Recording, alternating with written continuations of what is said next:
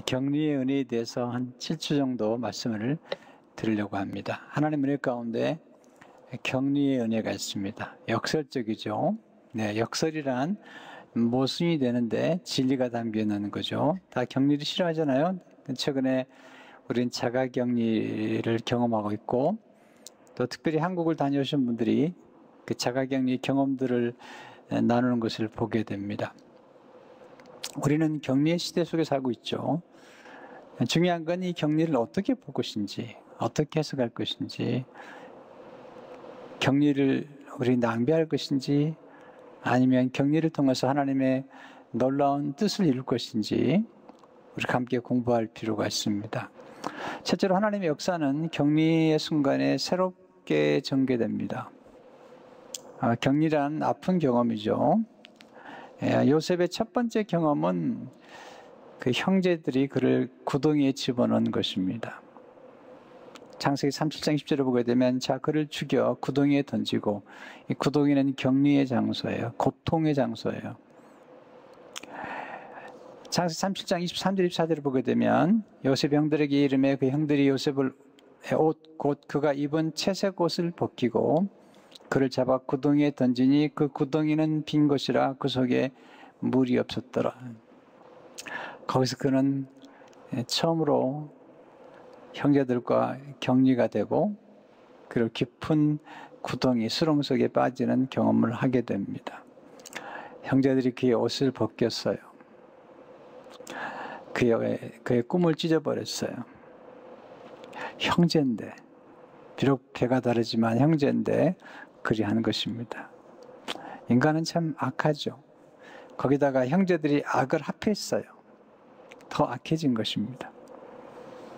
미움이 악을 낳은 것입니다.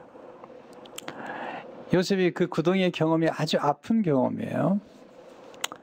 근데 놀라운 사실은 그 구덩이의 경험 때문에 나중에 그가 감옥에서의 고통스러운 경험을 잘 견뎌낼 수 있다는 거예요. 이 역설이죠. 나중에 그가 감옥에 있을 때 이제 보디발의 아내 유혹을 물리친 것 때문에 감옥에 들어가잖아요. 그때 그 감옥에서 그가 술 맡은 관원장에 쓰는 표현을 할 때 그 옥이라는 표현과 구덩이라고는 히브리 단어, 보르라는 히브리 단어가 똑같아요.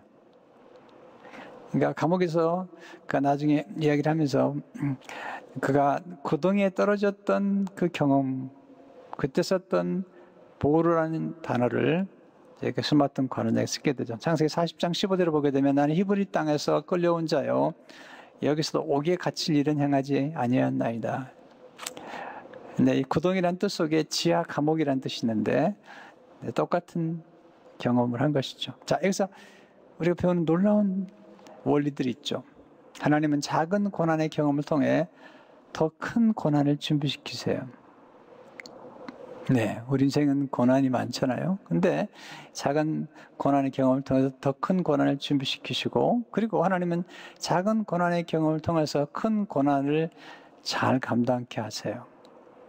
저는 그런 경험을 참 많이 했습니다. 그 다음에도 중요해요. 하나님은 큰 고난을 통해 우리를 크게 축복하세요. 그렇게 하심으로 우리를 하여금 이런 고통을 잘 견딜 수 있도록 도와주는 것입니다. 이런 격리는 형제들이 요셉을 미워한 것이죠. 그 악을 행한 거예요. 근데 요셉도 고통스럽지만 나중에 요셉을 만난 형제들의 입에서 20년 후에 만난 요셉의 형제들의 입에서 놀라운 경험 고백을 하게 되는데, 창세기 42장 21절을 보게 되면 그들이 서로 말하되 우리가 아우의 일로 말미암아 범죄했도다. 그가 우리에게 애걸할 때에 그 마음의 괴로움을 보고도 듣지 아니하였으므로 이 괴로움이 우리에게 임하도다. 요셉이 애걸했죠. 17의 나이니까요. 마음이 괴로웠던 것인데 형제들이 무시했던 거죠. 근데 놀라운 사실은요, 요셉이 당한 고통 이상으로 형제들이 엄청난 고통을 받은 거죠. 20년 동안 죄책감 속에서 고통을 받은 거죠. 세월 흐르면서 이제 그들은 큰 위기에 직면하게 되죠. 그래서 배우는 교훈이 있습니다. 무엇을 심든지 세월이 흐르면 복리로 쌓이게 돼요. 요즘 복리라는 얘기 많이 나오는데 컴파운드. 네, 선을 심으면 선을 행한 축복이 복리로 쌓이게 돼요. 또한 악을 심으면 악을 행한 형벌이 복리로 쌓이게 돼요. 그래서 우리 매 순간 무엇을 심을지를 분별하고 선택해야 돼요.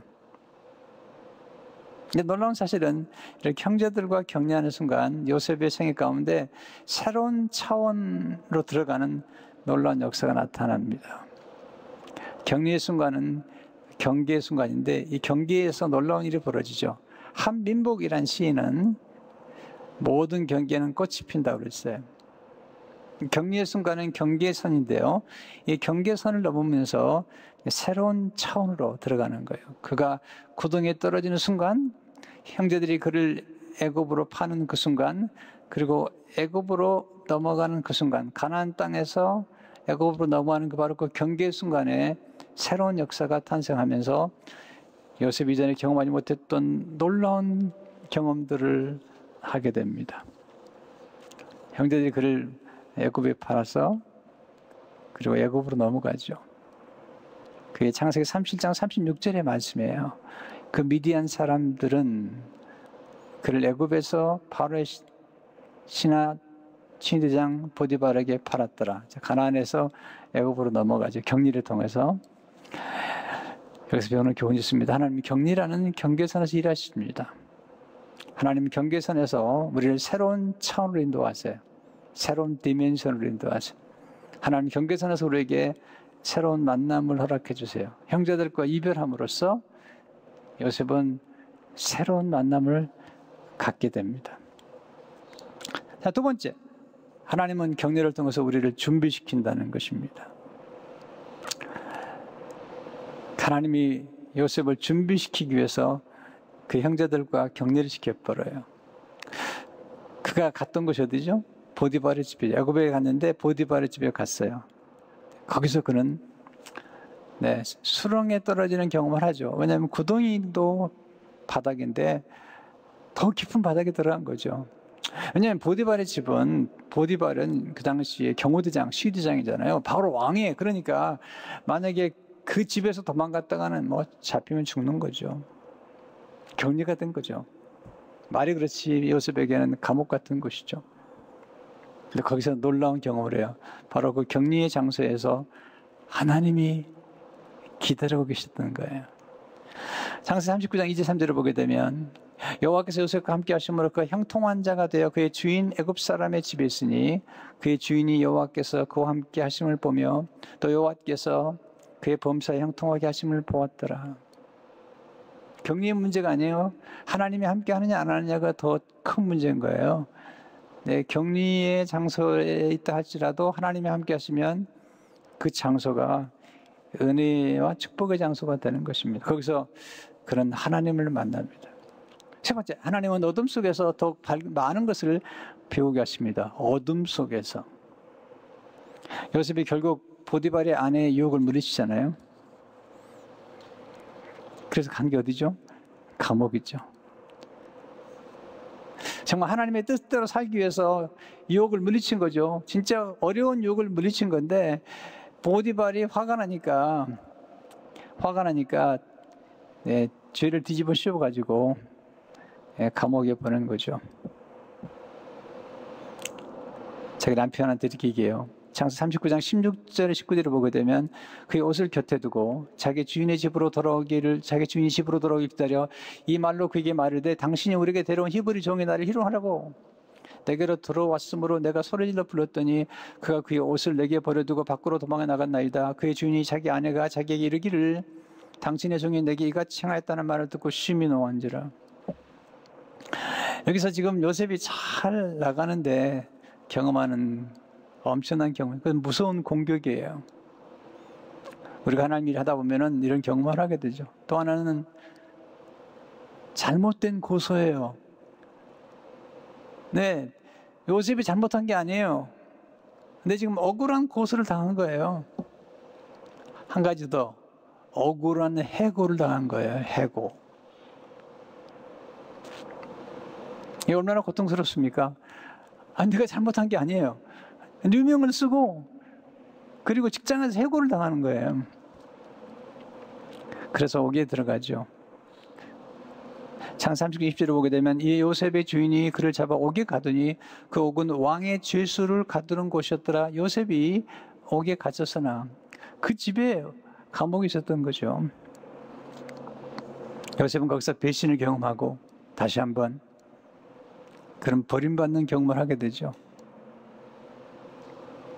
그가 신뢰했던 주인에게 버림을 받는 것이죠. 자기서 배우는 교훈이 있습니다. 하나님 쓰신 사람은 거절의 경험을 통해 성숙하는 거예요. 또한 버림받은 경험을 통해서 성숙하는 거죠. 여러분, 거절당하지 않고 버림받은 경험 없이 인생을 성숙하게 살 수 있을까요? 우리 누구나 다 이런 경험을 하는 거예요. 내게 있는 문제만 크게 생각하지 마시라고요. 하나님 쓰신 사람들은 배신당하는 경험을 통해 성숙하죠. 가장 가까이 있던 사람이, 가장 신뢰했던 사람들, 심지어는 가족들이. 요셉은 참 어려운 거죠. 그래서 감옥에 들어가죠. 보세요. 구덩이가 바닥인 줄 알았는데 보디발의 집은 더 바닥이고 이제는 더 바닥까지 내려가게 하시는 거예요. 근데 그 바닥에 내려갔더니 거기에 하나님이 기다리고 계시는 거예요. 이게 하나님 쓰신 인물들의 특징이에요. 가장 깊은 나락에 떨어졌는데 거기 하나님이 미리 가 계신다니까요. 21절을 보세요. 여호와께서 요셉과 함께 하시고 그에게 인자를 더하사 간수에게 은혜를 받게 하시며, 여기서 요셉의 세 가지를 경험하죠. 하나님의 위로. 여러분, 우리가 어려울 때 우리랑 함께 있어주면 얼마나 위로가 돼요. 두 번째, 하나님의 인자를 경험하게 돼요. 하나님께서 인자를 더하셨어요. 또 하나는 하나님이 환경을 다스리고 계시다는 거예요. 왜냐하면 이 간수장이 은혜를 베푸는 거예요. 이게 하나님의 사람들의 특징이죠. 그리고 거기서도 모든 일을 다 맡겨요. 왜? 그는 태도가 달라요. 그는 실력이 있어요. 뿐만 아니라 이 간수장이 요셉을 몰랐을까요? 네. 아니, 그 보디발의 집에 있는 감옥이라니까요. 요셉의 소문을 왜 못 들었겠어요? 왜냐하면 요셉이 그 당시에 청지기로서 모든 보디발의 집을 관장한 거예요. 그렇다면 보디발의 집에 있는 그 감옥도 관장한 거거든요. 근데 들어왔어요. 아니, 간수장이 소문을 모르겠어요? 이 보디발의 아내가 어떤 여자인지는 모르겠어요? 그래서 22, 23절을 보세요. 간수장이 옥중 죄수를 다 요셉의 손에 맡김으로 그 재반 사물을 요셉이 처리하고 간수장은 그의 손에 맡긴 것을 무엇인지 살펴보지 아니하였으니 이는 여호와께서 요셉과 함께 하심이라 여호와께서 그를 범사에 형통하게 하셨더라. 놀라운 경험을 한 거죠. 재밌는 것은 감옥에 있는데 형통했다고 쓰잖아요. 여기서 배우는 성경적 형통의 원리가 있어요. 성경적 형통은 하나님이 함께 하시는 거예요. 그게 제일 중요한 거예요. 하나님 함께 하시면 형통하는 거예요. 두 번째, 성경 형통은 머무는 곳에 열매를 맺는 거예요.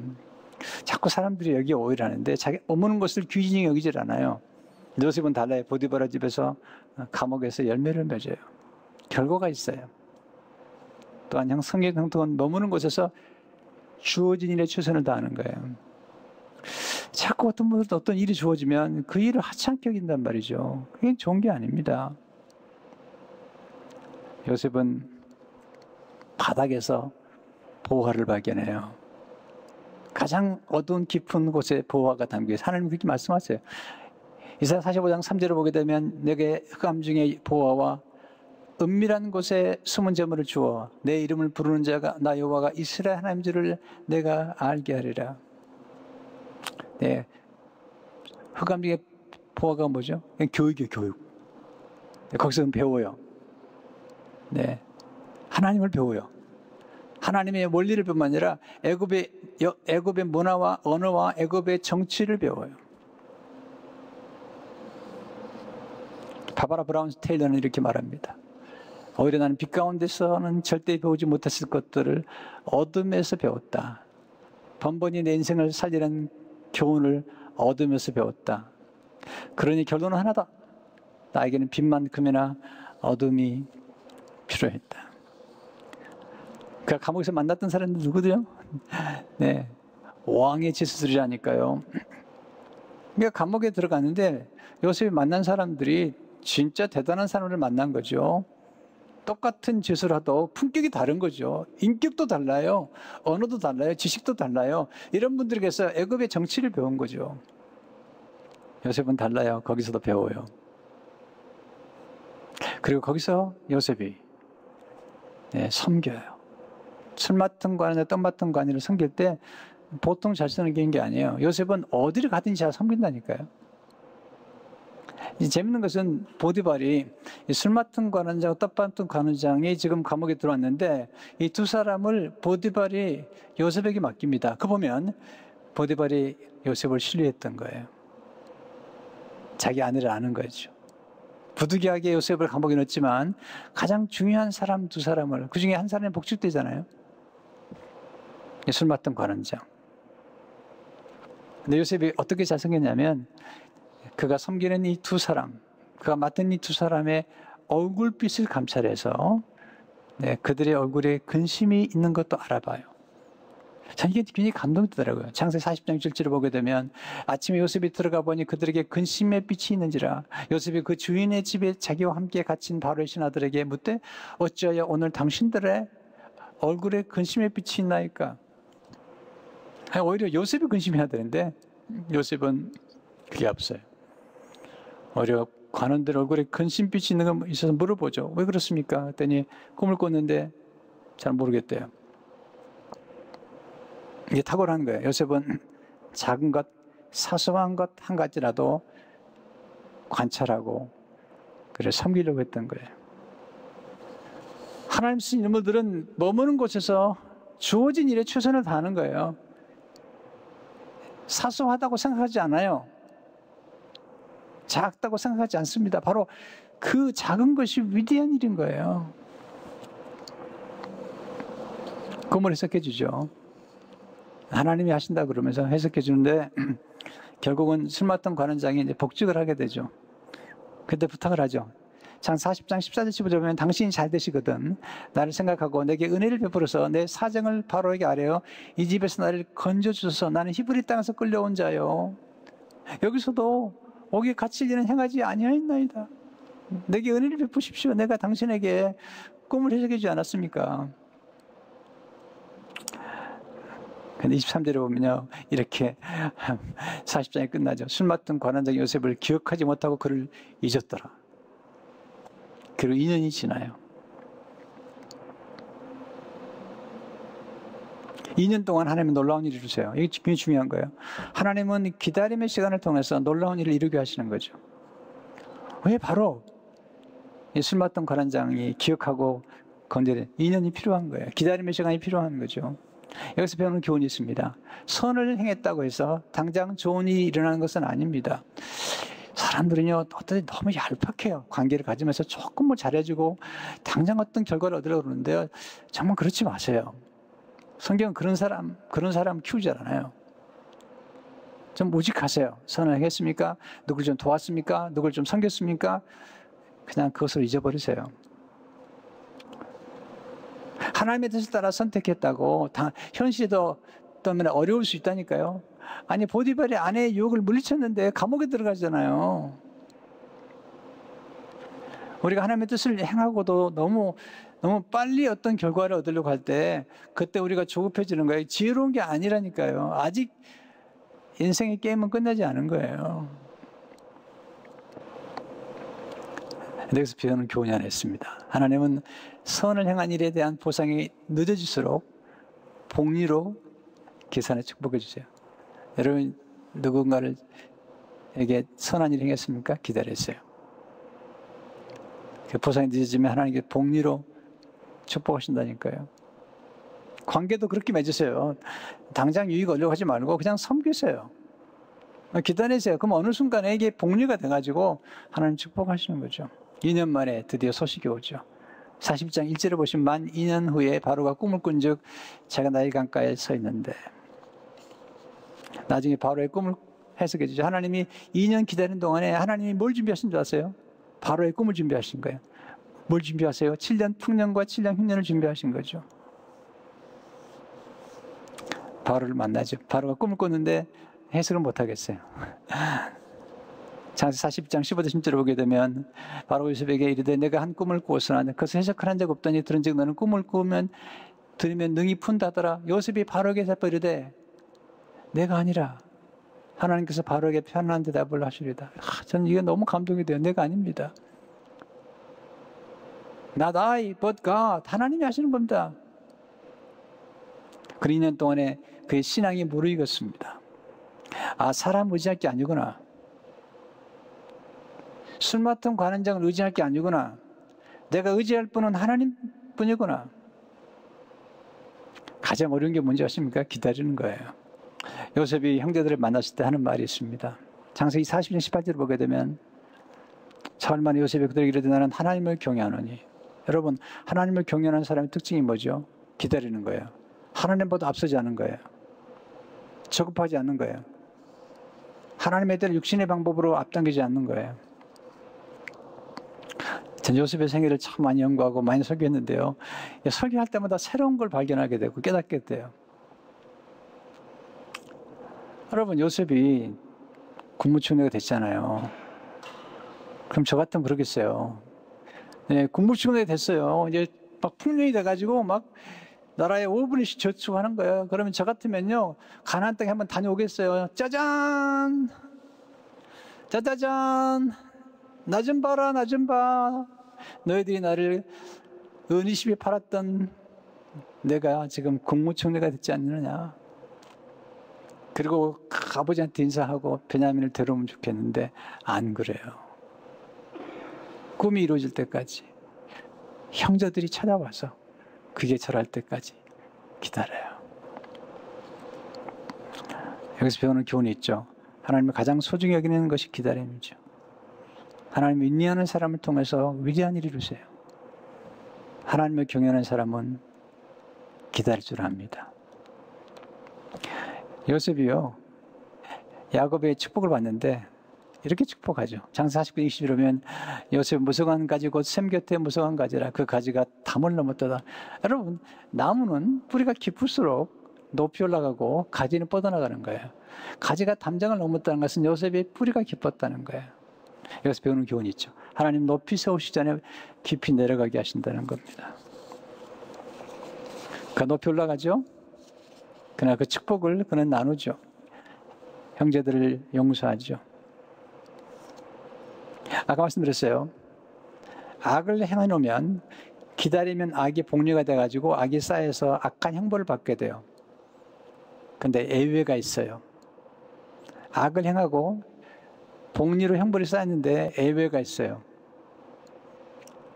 용서해 주면 돼요. 요셉이 용서해 준 거예요. 그리고 오히려 그 악을 통해서 하나님이 선으로 바꾸셨다는 말씀을 전해주죠. 창세 50장 20절을 보세요. 당신들은 나를 헤아려 했으나 하나님은 그것을 선으로 바꾸사 오늘과 같이 많은 백성의 생명을 구원하게 하시려 하셨나니. 악을 선으로 바꾸어 쓰는 분은 하나님밖에 없어요. 그리고 십자가밖에 없어요. 여러분과 저는 선만 행한 게 아닙니다. 악을 행하고 실수를 했습니다. 그게 쌓여서 복리가 돼서 얼마든지 형벌을 받을 수 있는데 예수님께서 십자가에서 대신 죽으심으로 우리의 악의 형벌을 대신 받으심으로 악이 복리로 쌓인 것들을 한꺼번에 해결해 주신 분이 십자가의 예수님이세요. 그리고 우리에게 새로운 인생을 열어주신 분이시죠. 이런 분은 하나님밖에 없어요. 이런 은혜는 십자가밖에 없습니다. 그러므로 요셉은 예수 그리스도의 모형이 되는 거예요. 네, 악을 쌓은 형제들의 악을 한꺼번에 다 용서할 뿐만 아니라 선으로 축복하시고 그걸 통해서 많은 백성들을 살렸던 것을 보게 됩니다. 이게 십자가의 비밀이에요. 십자가의 은혜입니다. 이게 복음입니다. 요셉의 형제와 우리는 다를 게 없습니다. 그런데 하나님이 우리를 용서하시고 우리 새로운 기회를 주신 것입니다. 여러분, 격리의 시간들을 낭비하지 마세요. 고난을 낭비하는 것은 어리석은 겁니다. 역경 너무 괴로워하지 마세요. 네, 역경을 경험하지 않은 사람처럼 불행한 사람은 없다고 말해요. 왜? 역경을 경험하지 않은 사람들은 인생의 깊이를 몰라요. 그리고 역경을 당하는 사람들을 이해하지 못해요. 그리고 역경이 주는 역설적인 은혜를 몰라요. 역경 속에 역설의 은혜가 담겨 있는 거죠. 곧 역경을 통해서 하나님은 우리를 역전시키는 거죠. 그게 십자가고 우리 인생입니다. 그걸 믿는 것이 신앙인 것이죠. 이 말씀을 기억하며 이 격리의 때에 너무 낙심하지 말고 소망을 가지고 전진하는 여러분 되시기를 주의 이름으로 축원합니다.